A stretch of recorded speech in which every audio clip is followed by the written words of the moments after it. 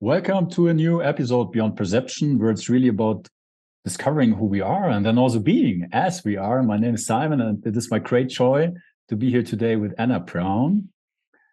Anna, you have this, Hi. yeah, welcome. Yeah. Hi. You have this really inspiring YouTube channel where you wonderfully share nothing. Yeah, that's the name of your channel, and you talk about non-dual reality. So it is, it is really a joy to be here today with you. Welcome. Thank you. Thank you for the invitation. Very grateful to be here too.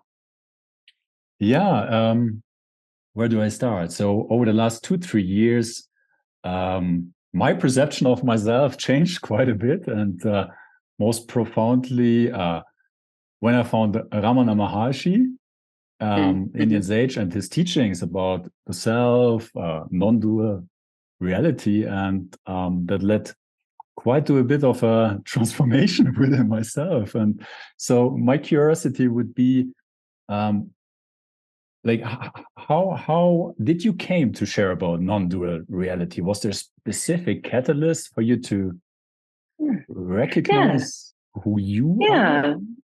Sure. Yeah. So as a kid, this was always kind of tapped into the supernatural. So there was always some weird things that took place as a kid. I could see doors open and close by themselves. Objects would move in front of me. There was a lot of just kind of supernatural stuff. I was raised Catholic, so automatically I was thinking everything was, demonic or ooky spooky, or I had really negative definitions for these things that were arising. So you could say from a very early age, I was seeing beyond the veil. There was just, I didn't have a normal life, right? And so those types of things led me into, studying spirituality or the supernatural and things like that. And it just started to unfold. But you could say the big thing happened when I was 7 and I just had a glimpse in bed one night, I had the inspiration to repeat my name like a mantra. And then all of a sudden, Anna was just dissolved and there was awareness. There was just a timeless seer there. It felt very natural. It felt very ordinary. It felt like home. Didn't feel like something special. But I had no reference to that, nor did I have a community to talk about that to. So after that ended, I went back into the whole feeling like depressed or anxious, just the conditioning of my childhood, what my parents gave to me. So you could say that sprung me onto a path of just investigation. But throughout studying religion and, you name it, all kinds of things, there would just be kind of just random glimpses, spontaneous glimpses of, oh my God, we're all heaven in disguise. Oh my God, we're God. There would be these deep intuitive knowings as a child and growing up. But again, no reference, no one really to talk to about it. So yeah, you could say I didn't choose it. It chose me in a way. It just kind of unfolded that way. And here we are, my friend. So long story short, it started as a kid, kind of that investigation. And yeah, for those of our listeners who might not yet have a reference to non-dual reality or those kind of labels or terms, how would you introduce that or describe that, if that's possible in a The sense? awareness, yeah. I mean, I call it awareness. It's just the seer. Mainly when we feel separate, we're lost in thought forms and imaginations and emotions that are not serving us. There's nothing wrong with that. Oneness sets this up. There is only one consciousness, and that's disappearing. It plays us too because it wants to. All right, and so it's this. We end up coming back to ourselves, recognizing that what we're looking for is this. But this really can't be boxed. Religion wants to box it. Even some spirituality wants to box it. You can't box what you are because you can't box the wind. That's the freedom of this. Any name will do because we are legion. So we appear and play in all these forms, but we're really formless. So we're talking about a paradox. This isn't something you can write down and then apply it mentally. It's something that's recognized intuitively because you already are it. So I can't give it to you. It's more like something kind of moves out of the way and then it dawns because it's already what's looking through your eyes. We're just taught, go out there. You're lack-based. This is only real. Heaven's up here, hell's down there, whatever the story is, right? But really all those things are just states of consciousness, energy, formations. And I mean, for myself, I found it quite challenging to consolidate in a way this different aspects of myself. On the one hand side, there's this personal me, yeah, which you could maybe also describe as my conditioning, yeah, my personal experience, who I think I am. And there seems to be this soul using this vehicle with some kind of an unique individual essence, but then also this transpersonal perspective where from that point of view, there's actually no one running the show. Yeah, so there's no. In a sense, it's both. That's the paradox of it. You know what I mean? It is. It's a waking dream. This is a waking dream, and that's what we call awakening. Is recognizing this is a dream. This here is no different than what we call dreaming at night. You know, so that's the only thing that seems to shift is time is seen through as not being linear. You know, time's a thought. And if we're only lost in thought, time seems very linear and concrete and real. And that's where a lot of us live, is in the past or projecting into the future, which there's nothing wrong with that. It's just, it seems really solidified and concrete when we're just repeating our past over and over again. And that can end. You can stop repeating your past when you recognize that what you're looking for is what's looking. Awareness, the seer. You know, it's here right now. It just can seem to get lost in thought. It can seem to get attached to stories and belief systems. And all it does is seemingly break free from that. And then, you know, you're not the tool anymore. You know, you can use thought and emotion as the tool, you know what I mean? Versus being lost in it, trying to find yourself through thought, because again, you can't be boxed by thought. You know, it's, you're never going to find yourself through thought. It's what remains when we're done looking at thought. It's actually what looks at thought and emotion, you know?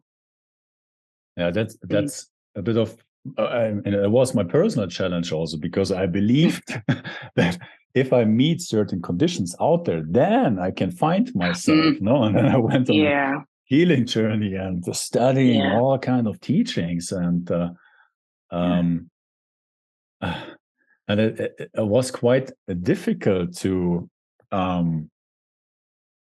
recognize that. But at some point, there was this insight that this really doesn't lead anywhere. Yeah, that this is you could say that awareness is absolutely perfect, but obviously the body's been conditioned. And so even when you recognize your timeless essence as presence, the body can still have some traumatic conditionings. It could still have narratives of poverty or insecurity or things like that float around in it. So that's what I mean by you can recognize what you are, but a lot of beings have this idea, well, I'm not going to do anything. There's nothing to do and all of this stuff. But no, I mean, there's an active principle to awareness. It's love in action. So once you've recognized what this is, it's very natural to take action, to move, to shift things. It just comes from inspiration, because now you know your power and your worth. I mean, you're divine right now. You're God right now, if you want to say that. You're the boundless energy right now. So obviously infinity can shift things. Right? Yeah. It's but obviously too, infinity's so free, it can live in a perspective of I can't do anything. Who am I to do anything? Someone else is going to do it. You know, and we can get into that kind of space too, which obviously is valid as well, because infinite expressions, right? Infinite perspectives. Yeah. But that's what's seen when you're aware. Wow. If there's lack, there's obviously the opposite. Because within form, there's always the yin yang. There is the appearance of the opposites. And infinity or awareness does play in those expressions. And when you're free as awareness, then you can play in those storybooks, those ideas and beliefs, but you see them for what they are. It's just a belief. It's just an idea. Of course I'm beyond, but we're in form. We're going to use words. We're going to use concepts. We're going to use ideas. That's part of form. Having a body and all these cool things, you know? Otherwise we'd be little statues just kind of blinking at each other and stuff like that. I'm not the doer.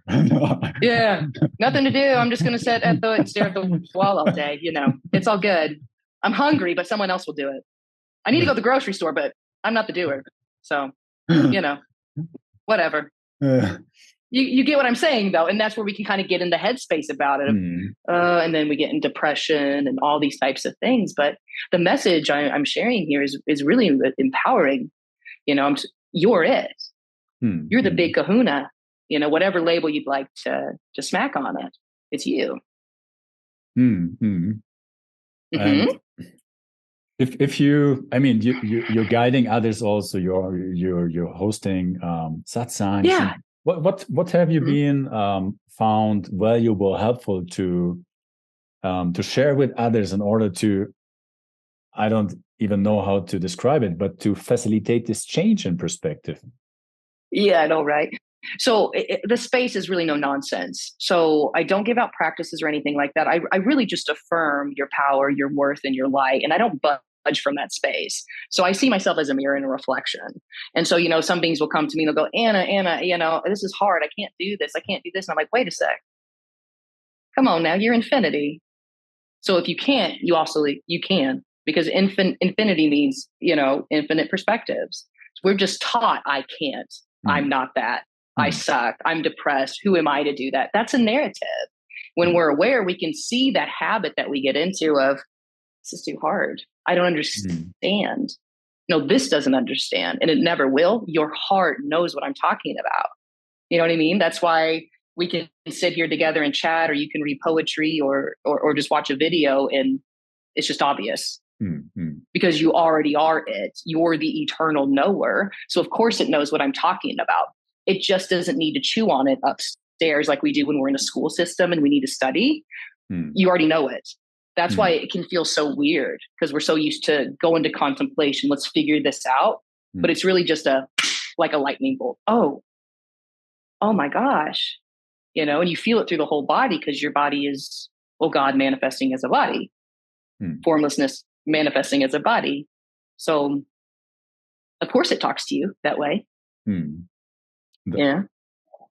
What I found personally is that many concepts or teachings, they, as basically our identity is built on a lot of assumptions, and most of them are not really in line with how reality is or who we are. And many of the concepts also, they imply that something is not okay with us, that we are broken, that we need fixing, and what I'm hearing here also is that stepping outside of those assumptions and to recognize each other as having the answers, or being powerful, a spirit, and just addressing us or see each other in that way, that kind of there's something reminding, or there's something being recognized, or like awakening back. Naturally, man. I mean, that's what's beautiful, is like your own essence teaches, your own beingness teaches. It's just because when you know who you are, you can reflect that very powerfully just by your own essence. You know what I mean? You can use words, but you can also just make eye contact, because it's an energy we're talking about. It's not so much the words, it's absolutely the energetics of it all, because there's only energy. And when oneness forgets itself, and when I say oneness, I use that synonymously with God and awareness. When it forgets itself, the energy can seem very tight, condensed, coiled in, not open and expansive and inviting, you could say. Excuse me. Yeah. And you mentioned it before, like our mind, or has a tendency to think dualistic. So I'm broken, I need healing, or I'm not good enough, I need to be good, or I'm bad, I need to be special. And then we go on this journey of compensating basically this perceived lack about ourselves, which tends to recreate more lack and more suffering, and not necessarily the final answer.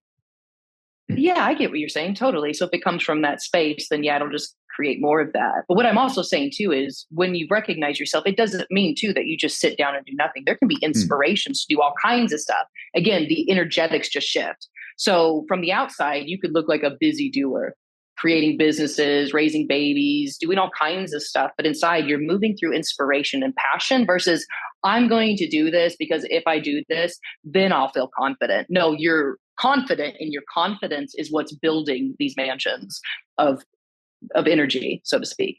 You know what I mean? It emanates from you because you are the source. Now, if you think yourself as a source of lack, just being a human, just depressed, then that's what seems to come here, because this whole world is your body. There is only consciousness. There is only one consciousness. You are that. Yeah. In, in one of your last shares, you brought a great analogy to rather think, instead of being good or bad, to think of ripe or unripe. That was a beautiful description. Thanks, man. Yeah, like fruit. Yeah. Like, and maybe you can share a little bit about that. On the one hand, no, there's this perfection, and I'm glad you brought that up. Thank you. Nothing to change or improve, but then on the other hand, we're still kind of on a developing journey, exploring, and there is a sense of improving. How would you? Right. It's just from a fruit's perspective, ripe and unripe. It isn't good or bad. It's just more and more blossoming, more and more wisdom, more and more expansion. That's from the fruit. It doesn't see it as good as bad, because it doesn't have that mind of intense duality. It's just unfolding, just blossoming. And so a lot of beings will have this idea of I run through a finish line and I've made enlightenment or awakening, and it's just it's over, it's done. No, you're still going to blossom. There's still going to be an appearance of evolution and form, body aging, things shifting, coming into fruition and dying. I mean, there's going to be the seasons and the appearances of birth and death. You are beyond, though. You as awareness are beyond. And so that's why it delights in these things. You already are whole. It's the body, it's the particles of form, you could say, that are broadcasting your wisdom. You see, because this body's been trained for a lot of density, a lot of I'm just a human, God's way out there, all these things. And so the more you recognize yourself, so to speak, it just gets infused and emanates through the body, which we call a ripening or a blossoming. So there's really no end to the discovery of yourself, because yourself is infinite. How could there be an end if there's no beginning? Come on now. It's a perfect circle. And so because it's a perfect circle, it doesn't care if it tries and fails, so to speak.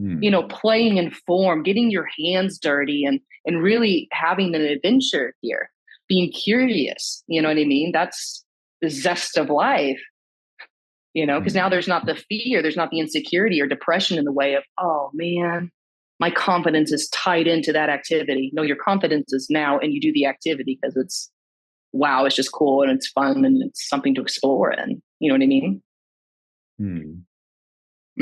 So, but I translated into bringing who you think or believe you are more and more in line with who you are as a journey, which definitely ends, but I think what the core point is when you recognize your timeless nature, when you recognize that you're not just the body or the mind. I mean, you're both. I mean, that's really where the true everlasting confidence and your stability is. We think the stability is in the job, the lover, the car, the clothes, the paycheck. But I mean, those are beautiful. And obviously they're needed within form, but your true security and sovereignty is recognizing what you really are in your God. You are totality. You are consciousness. All the great sages have come to tell us this, but we have to own it. We have to affirm it, because you are God. Your word is law. You say, I'm just a human. A human's just what you get.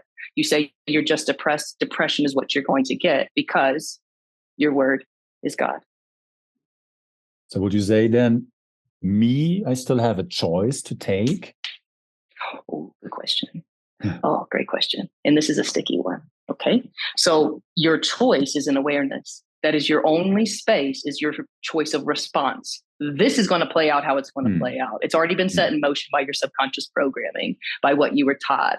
You know what I mean? It's kind of like a momentum that's playing out. It's going to play out. So your only free will is in how you respond as awareness. And obviously you can only choose a different response when you're there, when you're aware, when you're present, and you're still in alert, because then you can see what the body wants to do, react. You can see where it wants to go upstairs and start arguing with so-and-so, play out the imagination negatively. You know what I mean? You know what I mean? Like, that's your only control, so to speak. And from there, when you affirm what you are, you know what you are, And I'm not going to tell you what you should affirm or not affirm. You know what I mean?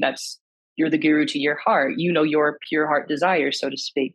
But it's that conviction. Then this starts to shift, because this is all just consciousness. It's dancing energy. All of it is. So it's the choice is really from which perspective I'm enjoying the movie. It's just, I mean, if you're lost in a reactive space, then that's just what's going to happen. But with awareness comes an actual choice to respond the same way or not. You know what I mean? What I came to discover as a very helpful framework for my mind, is that the personal me, at its core, is really about survival and how to do things, and basically do things in order to survive, react to circumstances, to an outside focus. On the other hand, me as a unique expression, as a soul, basically, there's nothing to change, to do, to heal, to fix. It's rather an expression of love, of devotion, and like there's nothing to I need to achieve or so, and I find this very helpful as a way of thinking about it. So the choice is really just to choose between, am I reacting in order to survive, or am I open to express who I am? Right. You could say that, sure. Yeah, but even the person is totality appearing as a person. There really is no other. There's not separation at all. Consciousness appears as two for the sake of creation. There really is not two, though. So these things that we call like the ego or the mind, it's still the divine. And so that's what I mean by when your perspective shifts of, oh my God, there isn't two. There's not some little me that's less than. Like when we stop that narrative, watch out, because your power is going to start to come through. Because I talk to so many beings, and I used to live in that space too, where there's a higher you and a lower you. There's a little me and a big me. No. There's only God. There's only totality. There's only consciousness. But if that's your story, that's what you're going to play in. And it'll be very hellish for a while, because you think you have something you need to get rid of. Think of that subtlety there. There's a little me. Oh, really? But that little me is the big G. There is only that. You know what I mean? And that's where, too, the ideas of I won't change or shift or evolve, or I'll never want to change a habit. Like changing habits can still appear, too. It just comes from a loving space, an inspirational space of, you know what? I love my body. I'm going to shift that habit now. You know what I mean? I mean, that's like where we can get hung up with in through the mental faculties. Everything's perfect. I don't need to do anything at all. Absolutely. No, love does do things. It does move things. It does shift things. Of course, that's the appearance of evolution. But that too's perfect. Wanting to change a habit is perfection. Appearing is wanting to change a habit. We can get into these ideas of, who wants to do that if everything's already perfect? Well, this is already heaven in disguise. This is oneness in motion. And if it has an inspiration to start a new habit or change a habit, it's going to do it. And it has that authority to do it. But the authority and the agency comes with awareness, which is looking through your eyes right now. You don't have to go anywhere. That's the perfection that's looking. That perfection that is looking will change this if it wants to, because it's also this. Yeah. And from that truth or that love, there's also no need to reject any part of our being anymore. True. There's no bad stuff anymore. But there can be stuff you disagree with. I mean, it depends on what you mean by bad stuff. There can be things you disagree with, you want to shift, and you do that. It just comes from inspiration and empowerment. Okay, what I'm referring to is there's no ideal we need to achieve, which we usually, out of our personality, tend to reject in order to because something about myself is bad, and but I'm this, and so I need to kind of transmute or transform that into, but I get what you're saying. No, I mean, recognizing us and our shades, you could say, in terms of our conditioning. what I want to You're say is infinity though. So you're the highest of the high and the lowest of the low. So you are the most gorgeous vibration and the most grotesque vibration. You're everything. So yeah, there can be things where you want to shift. It just comes out of love and inspiration. It doesn't come out of this idea of like, if I shift this, then I'll be more worthy to enter heaven. No, you're heaven now. And because you're heaven and you're very powerful, you will shift it. That's the big perspective shift. You know what I'm saying? So it's all we're talking about is a reorientation of energy. So if there's no longer this idea of I need to transcend this to get to God. No, you're God, which means it can transcend, it can shift, it can do whatever it wants in that sense of expansiveness. You don't just stay meek and small and in abusive relationships because there's no doer. You get what I'm saying with that? Yeah. There's power. There's definitely empowerment there. Yeah. What I recognize myself doing in the past, I had very beautiful openings and insights and seeing, but then there was a sense of being absorbed back into my conditioning, and that was not what I liked. So there was a kind of a like clinging to certain experiences and trying and thinking I need to be that in order to have the right path, or like to come back to myself. And in hindsight, just being okay with how it actually is right now was very liberating then as well, even though it didn't feel so special, but the simplicity in it absolutely was so relieving to be okay with the experience and stuff. I'm not sure if I'm able to describe that. No, I get you. Yeah. I mean, when you're aware, you're always fully here. You're always meditating. You know what I mean? When you're aware, when you know yourself as awareness, you're here. But that doesn't mean you don't use the faculties of mind anymore. I mean, there's a lot of stuff like superstitions that fall away, you know, because you're already it. You're still going to use the mind, what we call the mind, and emotions and imaginations and all these things. They just become a tool. You're not the tool anymore. You don't get lost in those things trying to find yourself. It's just really at the blank at the bottom of this, what we're saying is we're nothing. Like you're a blank page and this is a story. So why not create a good story, so to speak? You can only do that through the lens of awareness. Otherwise your story will be what your mom and dad's was, or your communities, or your gurus. You get what I'm saying? You become the guru to your heart. And I get that goes against a lot of teachings, a lot of pointings, because we're used to following lineages and it's going to look like this and it's going to be like this. This goes against kind of everything we thought we knew, because you're following your radical heart, which could go against a lot of gurus. It could go against a lot of teachers. It could go against every book of non-duality, because what we are isn't going to be found in the book. It's too wild. It's too free. Obviously, books are pointers, but a pointer isn't actually it. You get what I'm saying? You're it. It's manifesting as us right now having a conversation. So that's why we can't get closer to it. That's a bit of a koan for the mind, huh? to think the solution is and the teaching. It is. Yeah. The whole thing's a koan. And that's the problem with speaking about it, because it can get real sticky, because what I'm saying, it's already your breath. You know what I mean? Like what you're looking for is your breath, you know? But once you recognize that you're what you're looking for, then the real fun begins, because we're not just studying anymore about non-duality. We are it. We're fucking being it. We're living it. You know what I mean? And a lot of beings are just studying about it. They're constantly studying about it, not realizing that you're God reading about God. How are you going to get closer to it? Woohoo! And then the real show begins, so to speak. Because now we're not chasing our own tail. You know what I mean? So, yeah.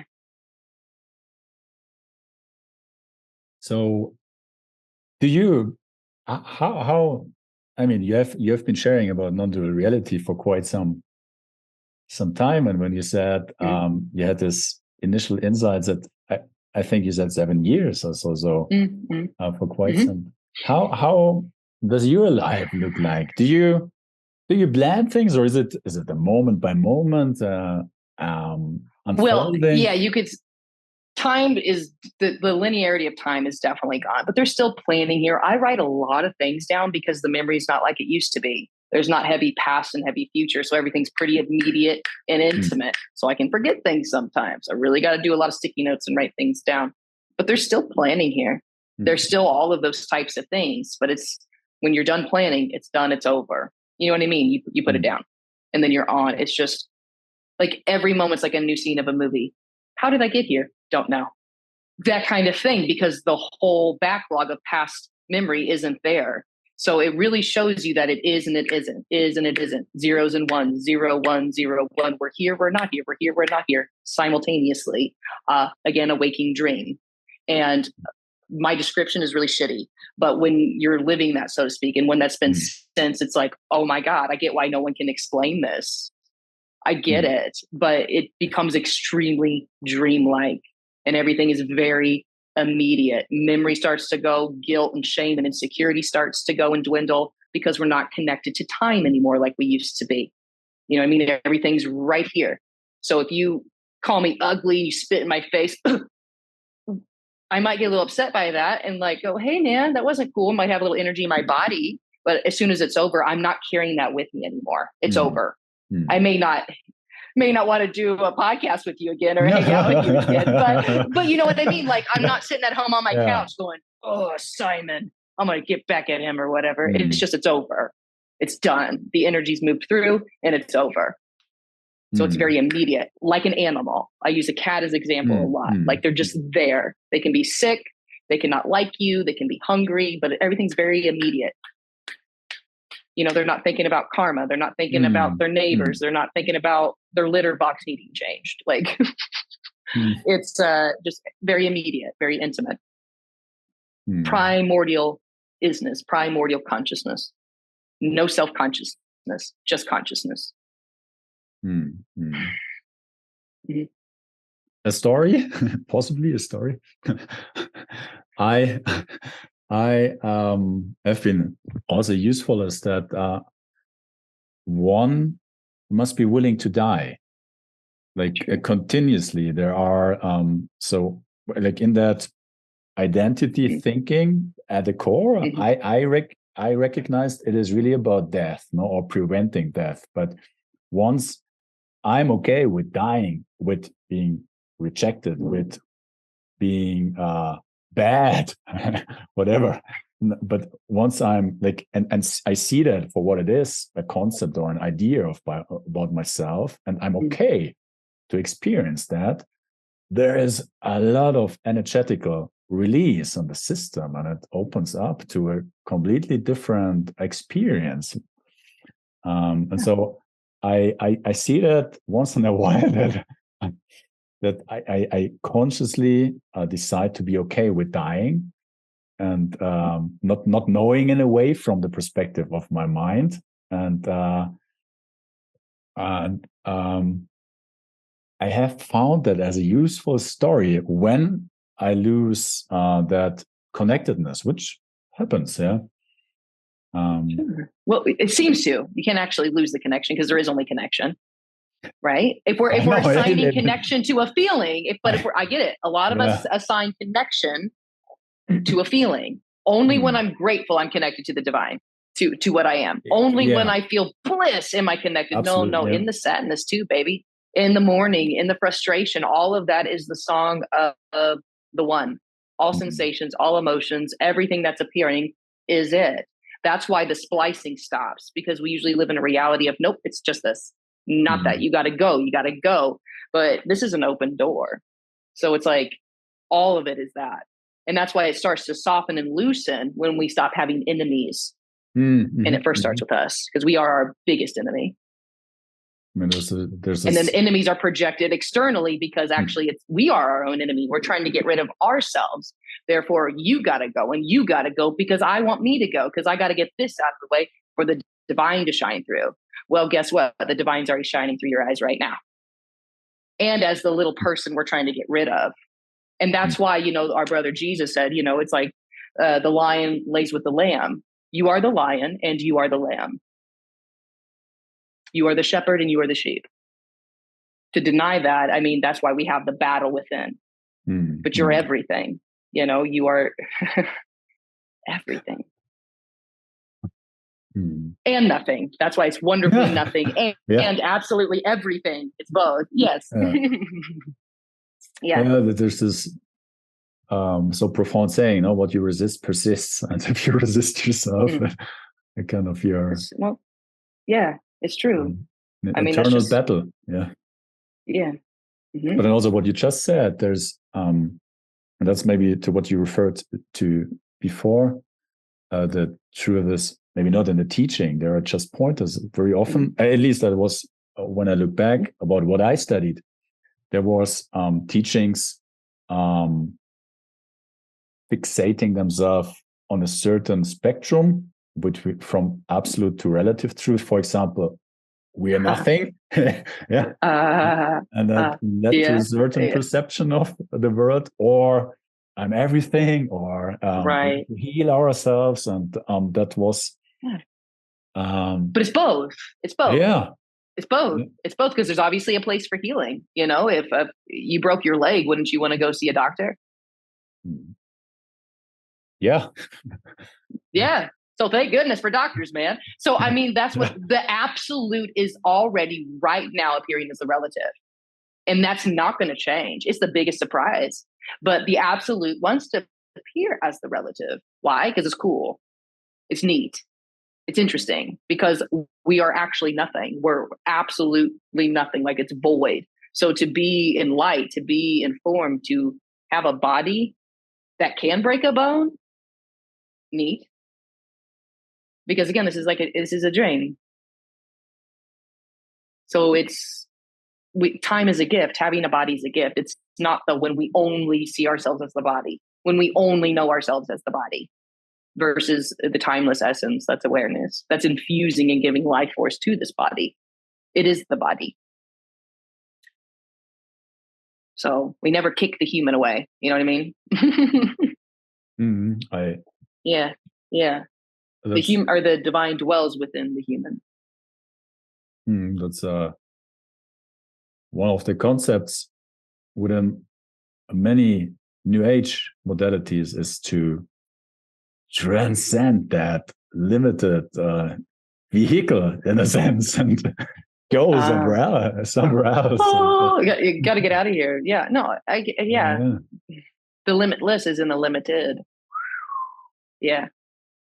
And the limitless uses the limited. The infinity, which is us, uses the finite mind, finite concepts, a finite body to express itself. You see? Because when you're everything, it's neat to come into a lens of Simon or Anna and have that unique expression. It's like an instrument, like a musical instrument that the breath of God is blowing through. Okay? It's like there's a joy in that. There's not a joy, though, when we think, I was born, I will die, and I'm just this body. No, we're actually already dead and alive simultaneously. This is death already. Because we weren't actually born. Being born was another imaginative idea. And we live through imagination. It's all that. So if we're living through the imagination of I was born and I'm on a path of enlightenment, you are going to create a holographic reality where you step into that paradigm, so to speak, because you're infinity. You can do that. But when you recognize yourself as the timeless essence, oh my God, holy crap. A lot of that stuff that we're trying to fix through modalities falls away, because you've been trying to find yourself the whole time through the modalities. And so when you finally come back to you, oh my God, in your breath, I can breathe again. I was just looking for my breath. I was just looking for me. Then it's, naturally things start to fall away. It doesn't mean you still don't meditate or do yoga or any of those things. It's just naturally, though, when you step into your power, you've recognized awareness as yourself, capital S. My goodness, that takes a huge load off, because now time has been seen through. Time is not real. Perfection's now. Time is not real. Perfection's now. And so when that's seen, obviously all that power comes right back to you, versus being spread out through the imagination and time, because you're very powerful as consciousness. You can put all of it out, and that's where we feel depleted and run down, and then it all comes back to you. Awareness. Extremely powerful. It can also diffuse itself and seem very scattered. mean, we're speaking about something that's infinite. So me speaking through the finite, it's going to be limited and it's not going to hit the nail on the head completely. But every word right here is infused with what we really are, the timeless essence.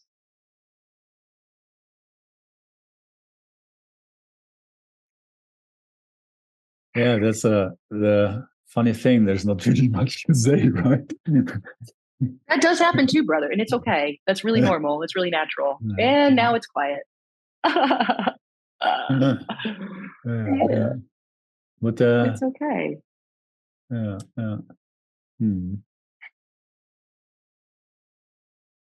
Hmm.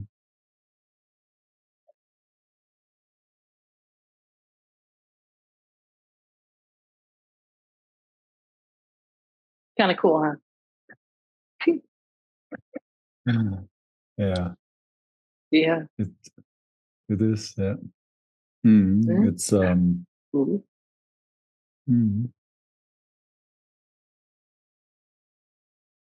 Yeah, Beyond that's words. And yet we it use is. words, right? Yeah. Hmm. Mm. Yeah, it is. I mean, the name of this podcast is Beyond Perception. And when I started the podcast, I had no clue what perception is and what there is beyond perception. No? And so it was a bit of a very enlightening journey to discover that on the one hand, I all the time have a subjective perspective on things, and there's no real getting away from that subjective perception.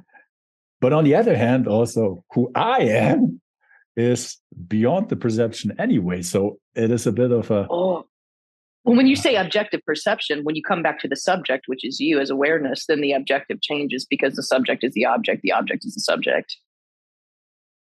But I get you. And we get taught, awareness gets taught, go out there, infuse into the objective world, right? Subject, subject, subject, subject, subject. And once we come home to ourselves, oh my God, because if we're infused constantly looking at the same old, it's a hamster in a wheel, hamster in a wheel. That's why you come back to subject. What's subject? God. What's the subject? Awareness, presence, totality. It's what's looking through your eyes. And so when you come back to subject, object shifts because they're not separate. This is your body. This is your body. I'm your body. You're my body. We're an extension of consciousness. The one consciousness dancing is two. You get what I'm saying? So, yeah, that's why, let's say, for example, like this used to live in depression and anxiety. When I felt depressed or anxious or unworthy, I saw evidence everywhere, brother. Because that was what I was conditioned to believe and look through that lens, and I was constantly looking out here for the evidence. There it is. I told you so. See, there's a sign right there. You know what I mean? We find the evidence of what we believe ourselves to be in our hearts, But when we've gone beyond belief into the space of the timeless seer, I mean, it doesn't need belief. It doesn't need thought. It's just a still, alert presence.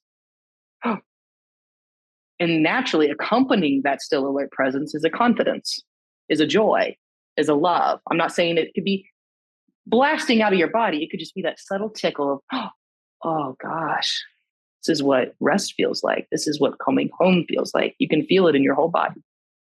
And so, I mean, once you come back to that, that's your confirmation of what you are knowing yourself. It won't be in words. It'll be this total body, visceral, yes, still alert presence, and the yes in the body. It's an energy and you can feel it. And when you feel it, it's undeniable. It's absolutely undeniable. Mm-hmm. But like you were saying earlier, the hiccup for some is, well, Anna, I had thoughts came back. Anna, some habits and conditionings came back. Yeah, human stuff is still going to pop up. Human stuff is still going to pop up. But from the lens of awareness, if it's something that doesn't set well with you, of course, you can shift those things through the inspiration, through the self-love and self-respect. Because naturally, when you know yourself, you have self-love and self-respect. And if something does not suit your preference, why can't you change that? Why not? It's just through the movement of love, natural deservance, natural worth, pure desires coming from the heart, not if I get this, then I'll be better. No, I am that, so why not? I am that I am, so why not? Of course I deserve a better job, or of course I deserve to have a car and not ride a bicycle that has a broken tire. Those types of things. So that's being in the world and yet not of it, just like our brother Jesus talked about. You're incognito, in other words. When you speak of the I, that was, I think, one of the most disorientating, though also very liberating experiences was, so I wanted to know who I am. Yeah. So, and before you talked about subject observing an object. So at some point there was the question, okay, if I'm the seer, who knows that I'm the seer? Because in order to have this this understanding that I'm the seer, there must be something else observing to facilitate this understanding of a seer, and that led to a rabbit hole. Yeah. That, like, there was like, oh man, like actually there was a sense this, of awareness that so something recognized there's nobody here, but there was no personal I anymore, and that was a very confusing and disorientating for the mind. But on the other hand, I was completely relieving. Yeah. Those will end though. The whole expanse of experiences or whatever it is. You come back to character, come back to location, space, time. Yeah. Because I mean, there's still going to be the play. There's still going to be the character, So I think that's what a lot of people are shocked by. They still have these orientations of space, time, and mind and preferences and stuff like that, if we want to call it a mind. Meaning thought forms appear, preferences appear, desires, inspirations, imaginations still appear. It's because in infinity, the vastness wants to appear as a particular person that is you. And so you'll be a tool in a sense. And I don't like saying you're a tool because there is only you. You're using the finite body for expression and expansion. There is not separation. You're God. You're using the body for expression. Yeah.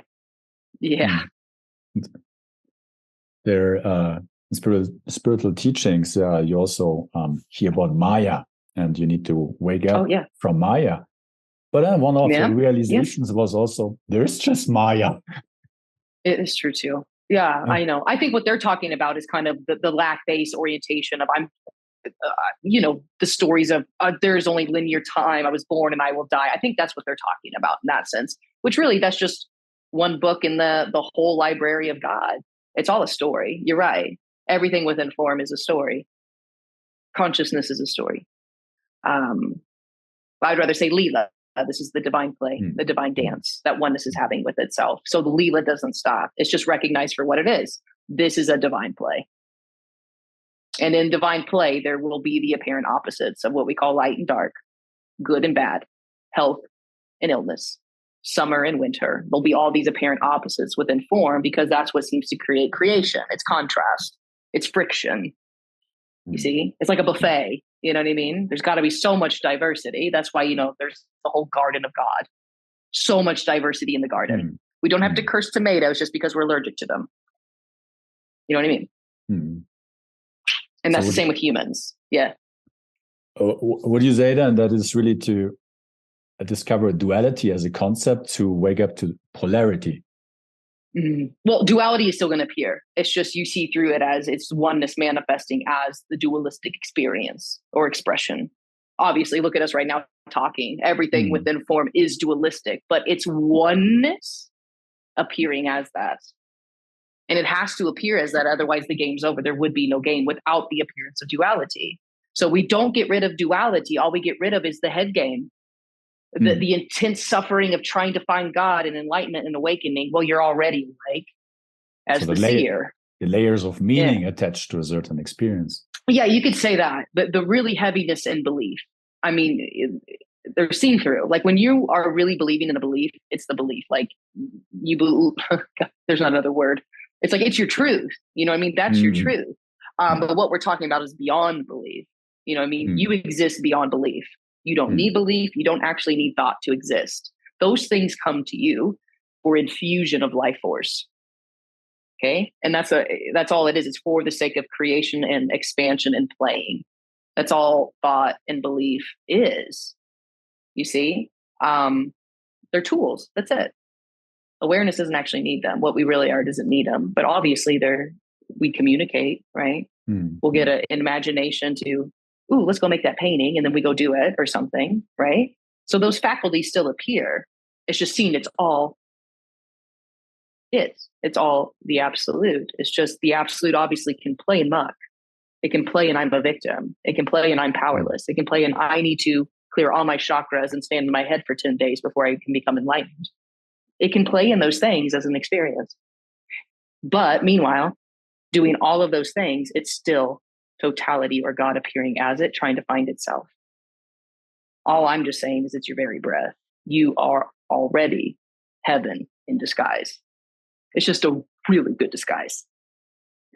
Obviously. Ha! It is a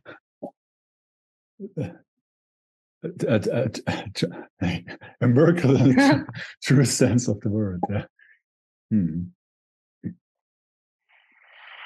Anna, thank you so much for taking the time to hop on this. It went by so fast. Yeah, to have this conversation and share from thank you, man. your Appreciate perspective. it. Yeah, it takes two to tango. So thanks for the invitation. And thanks for everyone listening if you've made it this far. Yeah. I will link to your webpage, to your YouTube channel and Instagram. So for everybody who wants to discover more and listen to watch your very inspiring videos, is very much invited to do so. And thank you everybody for listening and watching. I hope you got some inspiration, and thank you so much for being with us here. All the best, and see you soon. Bye, everybody.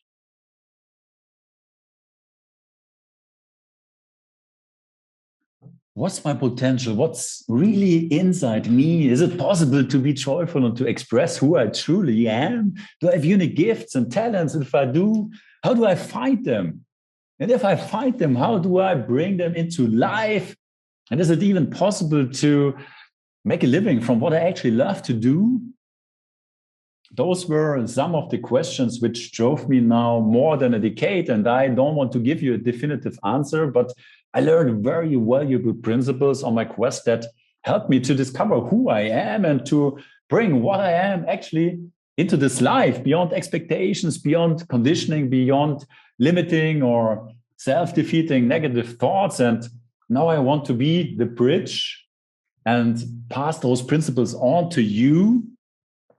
And not only remind you with my words, but actually enable you to discover and experience that for yourself, real self-discovery, that you are a wonderfully creative being, a genius in the true sense of the word, and you have the potential and the possibility to unfold what is actually in you and set yourself creatively free. This is my mission.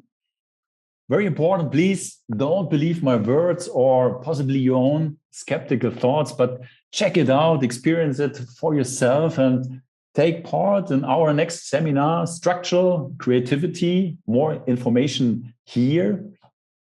I'm really looking forward to set your creativity free.